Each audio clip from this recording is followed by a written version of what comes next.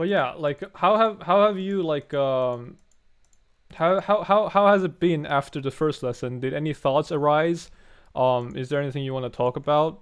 Did you think about like anything? It's completely fine if you like if there's no questions or anything. But I'm just asking because oftentimes what happens after learning, or if you learn from a decent instructor, is that you come to understand certain things that you've noticed before, but you couldn't put them into words. So I'm just wondering, like, did you any like epiphany sort of happen during this week? No, I feel you on that. So I attempted to try to make my first like electronic like I didn't really have a genre. I was just trying to go. I was kind of just like I guess doodling in a sense, and I came up with something. I put it in the Google Drive file. I forgot to tell you about that. Right. It's not really a whole lot going on. It's literally just like a really bare intro, Mm. a somewhat of a drop, like not even a riser. Mm-hmm. And honestly, it resembled more of a hip hop beat. Right. And like the biggest problem I had was trying to, I guess, fill in the because like I think the biggest thing that during the last lesson that I noticed that I really lacked was the ear candy and just Mm. filling in all like the bare spaces, Mm-hmm. because that's one thing I'm not really used to, and like working with hip hop and shit like that. It's like in hip hop you kind of want like open spaces, you know what I'm saying, for Yeah. like the rapper to come in and like fill in shit and make it Mm-hmm. like bouncy. To where electronic music is the exact opposite. Like you have to be the voice in a sense, you know what I'm saying? Yeah. Absolutely. That's a great perspective. So we're gonna talk about that actually today, and that's really good that you brought it up because there's a lot that goes into this sort of idea of filling empty space, when you should do it and when you should not. So we're gonna discuss that this lesson, and I hope this is not gonna be as much to take in as the previous lesson because I want these lessons to be more digestible. So this lesson is going to be hopefully shorter, but we're gonna do something from bottom up. We're gonna do something raw, and I'm going to try make a section a drop, and hopefully make it somewhat interesting. Not insane, not unique, but just so that you what we're just talking about, filling empty space, making it something that sort of stands out, but it's not so that I'm going to, flex on every producer that's beginning to learn. It's just so that I'm demonstrating a very basic idea of how little it really takes to make something full. And just kind of like know where the spaces are and kind of like structure. Exactly, yeah. So this lesson, we're gonna focus on how to make interesting drops, ear candy, and dynamics. And in addition to that, we're also gonna do a little bit of vocal chops, as you asked before. But yeah, you kind of have to notice that I am using FL Studio, so there's this thing in FL which is slice X. It's basically just slicing up the vocal, like the vocal a cappella. I think there should be something similar in Logix, but I don't know what it is. But the tools that we use, like they by standard, they are universal. So you should be able to find something somewhat of a slicer in Logix too, and just apply the concept that I'm doing here. I know what you're talking about. I do. Yeah, awesome. Okay, so description of the lesson, we're gonna expand on the construction block theory and framework through the use of genres. So we were talking about hip hop and EDM, how they kind of differ. And then what is a genre, how to use it as a tool. We're gonna explore the idea of funnels and processes in production. We're gonna create a drop from very basic building blocks and try to make it interesting using elements such as ear candy, vocal chops, and meaningful mixing. We're gonna do a little bit of music theory, but we're not gonna dive too deep into it because this is not a music theory lesson. For anyone who's watching this video, if you want to learn music theory, this is not the place to do it. There's so many videos out there on YouTube. You can go like just Google music theory and you can learn so much more and much more in depth. You really don't need much music theory to make like an interesting song either. We're gonna explore some basic sound design ideas. Very basic. Why? Because I'm trying to introduce this idea that we're going through a funnel. So in the previous lesson, I explained the thought process that goes behind making a song. Now today we're gonna do a little bit of drop structure, producing a drop and like sort of showcase the structure, and then I'm gonna funnel you in on more in-depth sound design mixing.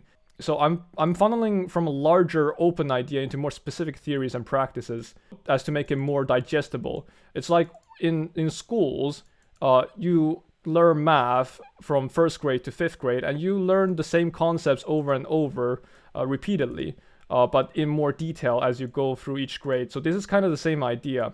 So we're gonna refine these concepts as we go on with the lessons, and then finally, I'm going to explain the importance of dynamics and empty space, how we utilize empty space, when it should be used and when it shouldn't be used.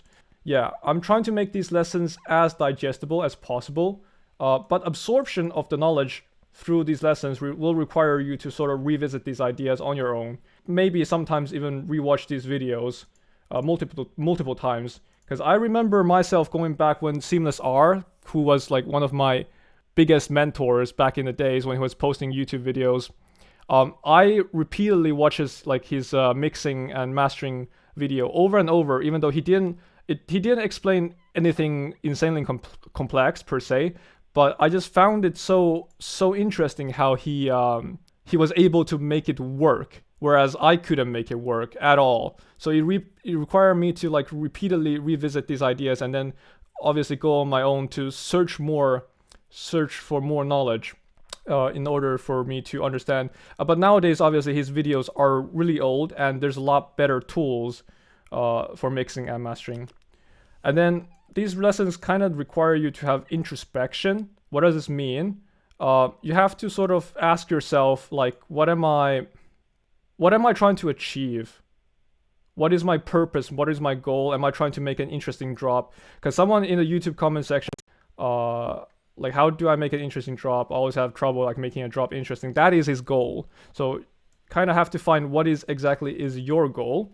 And also that you have to understand that in order to be creative and achieve these goals, you must be in a relaxed and stress-free state.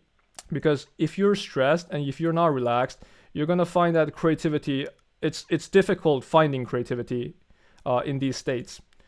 So there's people DMing me sometimes like, oh, I can't, like I'm in a writer's block. It's because, you know, you have responsibilities to take care of. You have tests, you have exams or whatever they are. So take care of those and then come back to music. This is very important. And then obviously mastery through repeated trial and error. But okay, let's continue. Okay. So let's begin with genre. So we were talking about hip hop and EDM. In EDM, you're going to notice a big thing is that, I mean, there's obviously a lot of genres, but it doesn't really matter what genre you make. It really doesn't. And people maybe put a little bit too much emphasis on like, oh, you're making this genre, not that genre. You're so, you know, like you're such a boomer or whatever. But it really doesn't matter. You're going to realize that genre is just a style or category. And you can draw one thing. You can draw a bird in many styles. You can draw it in graphite ink, digital illustration, acrylic, watercolor. You can draw one thing in many styles. So similarly in music, like genre is just a stylistic tool to draw out the best out of a concept or idea, or simply a thing that you just enjoy making. So you can remake a song in any genre as long as the fundamental elements are strong. So why are pop songs, you know, so easy to remix? It's because they have, you know, the vocals and they have the chords, and that's pretty much all you need to like replicate the song in different genres. I want to delve a little bit deeper into this. So on a side note, the genre that people remix these songs in is just their interpretation of the song. Why do some songs sound better in their remix versions? It's because the genre they chose to use fit the theme better, and their interpretation of the song, well, it wasn't necessarily better, but it was just it just brought more out of the song because of what they chose to do with the song. A great example of this is Illenium's remix of Kaskade what is it called? Illenium, Kaskade, Disarm You. So Kaskade's original song, Disarm You, was made in trance, and Illenium remixed it in melodic dubstep. And if you listen and compare to the two songs, you're going to notice that, well, I'm not going to say which one is better per se, but just like there is so much more vibe in Illenium's remix because of Sorry to interrupt. So yeah. What's the name of the song again? Actually, I'm just gonna play it here. Let me just play it.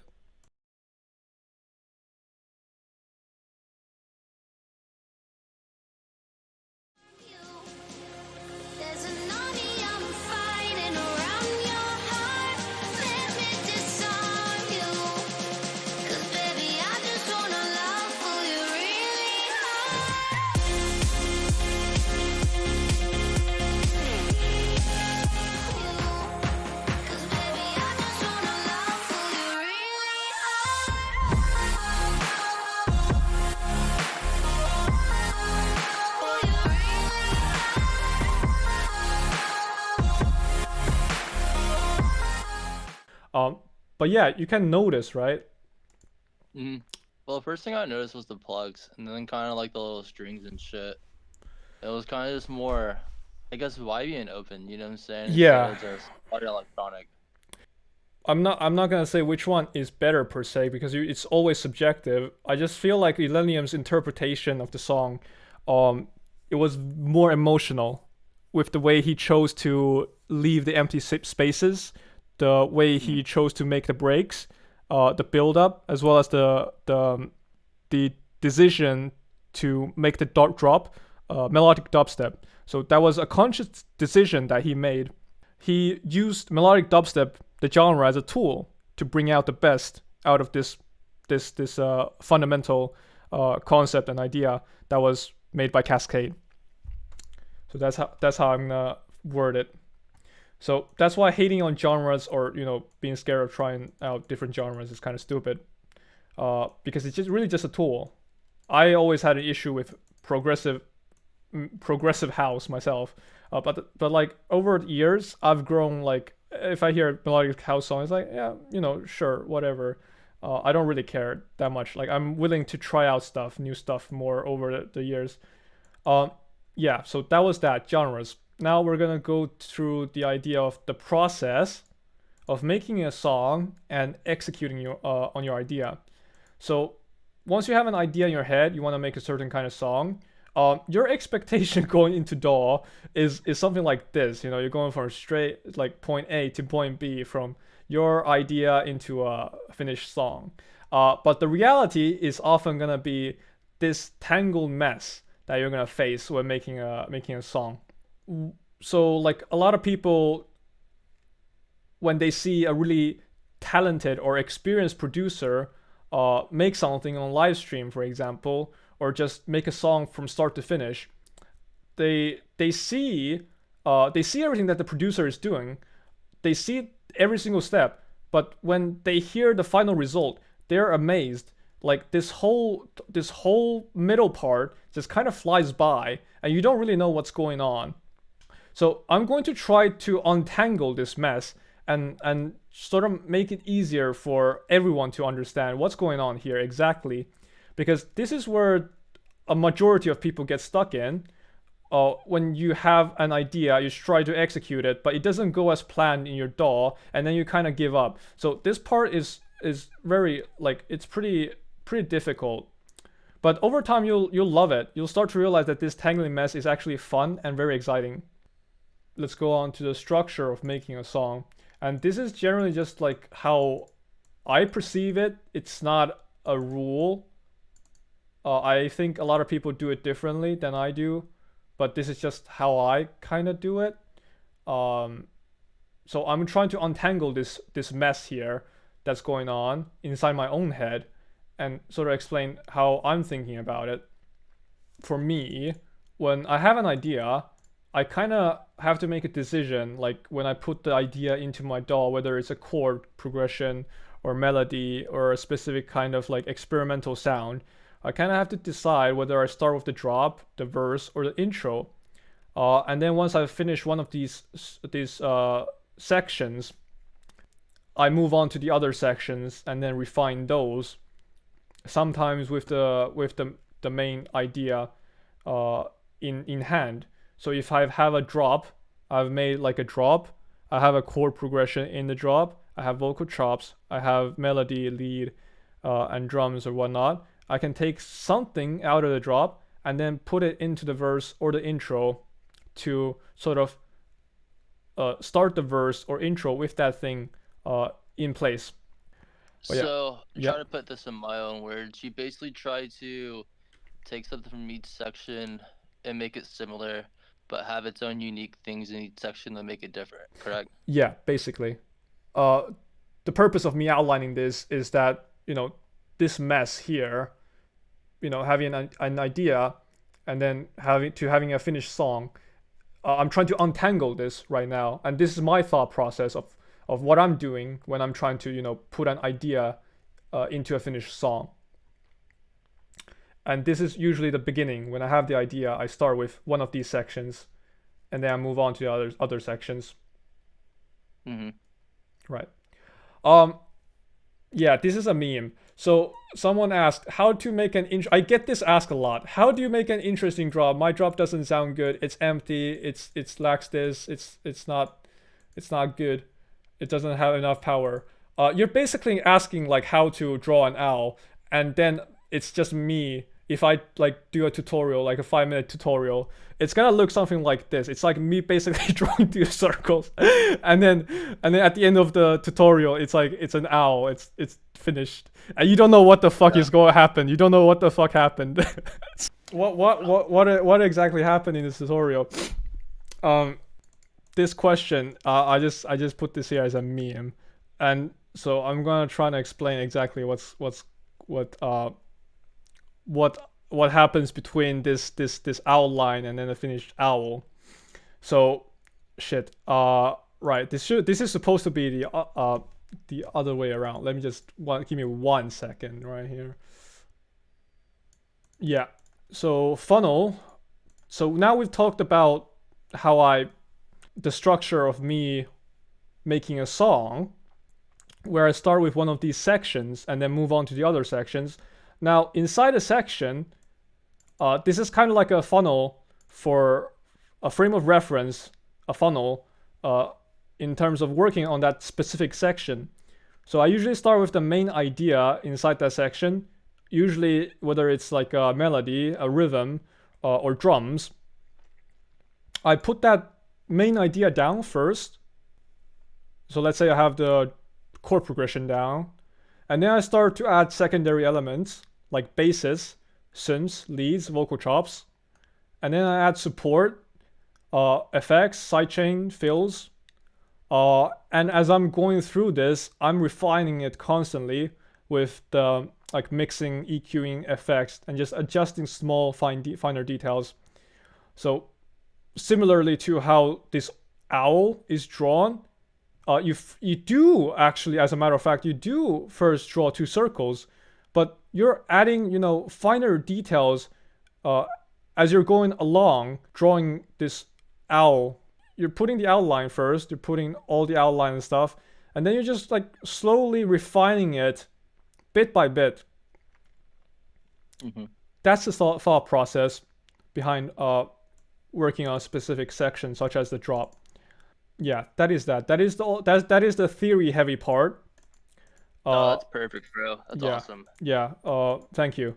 So this is the theory I wanted to go through before we actually jump into the DAW, because I think a lot of times when people just jump straight into the DAW, they're not really taking into account a lot of this stuff, this theory stuff that comes through with experience, and that's the key part. Experience. You have to go in, try it again over and over and over, trial and error.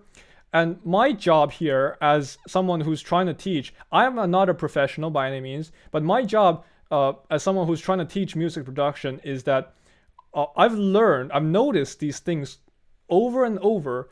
I'm just trying to explain it and articulate it in a way that majority of people who haven't experienced this, they've noticed this kind of idea, but they can't really put it into words. My job as an instructor is to put these thoughts into word.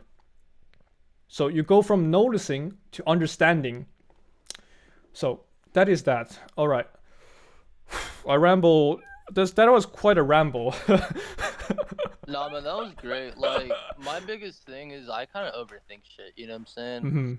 Like So what? where like I'll be listening to like a song, trying to like actively listening, and like I'll be like kind of overwhelmed in a sense to be like, all right, like this is some crazy shit. But once you Mm-hmm. kind of break it down, it's like I can do this. You know what I'm saying? Like I just Exactly. gotta go slow at it, and like you know what I'm saying? Exactly. Right. That's all it takes, really. When you hear a song, you just start breaking it down section by section, and then element by element. But Mm-hmm. all right, so let's go jump into the DAW. We're going to so today we're gonna try to make a drop, a very simple but yet interesting drop.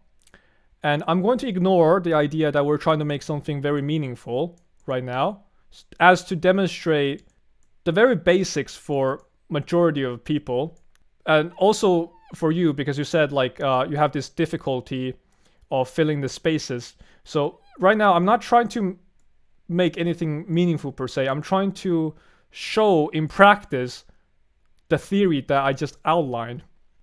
Show you how exactly we're going to fill the spaces and how we're going to use the building blocks in that sense. And then the note that the tools that I use, is not that important, because what use is there for a tool if you don't know how to use it? That sounds quite philosophical. That sounds very weird. I should rephrase that a lot better. It's basically, it doesn't matter how good of like how many plugins you have, how much gear you have, how expensive your mixer rack is. It doesn't matter if you don't know how to use it. If you don't know the basic theory behind mixing, it doesn't matter. So the most basic tools that FL Studio has provided you, like the EQ2 or the FL Studio compressor, those are really great tools, and those are things you can start with. You don't need FabFilter, you don't need Pro Q3, but these are good to have because they have certain features that these FL Studio basic tools FL Studio provided doesn't have. So they're good to have, but they're not a must. And also, I want you to note that I suck at making stuff live from scratch. So you might see me struggle quite a bit, especially in front of an audience. I hate that. I absolutely hate making stuff in front of an audience. I need to, like, as I said, like I need to be in a relaxed state, not thinking too much and just like chilling. So this is like one of my, I'd say like one of my very first times like trying to make something like live. But yeah, let's jump into FL Studio. So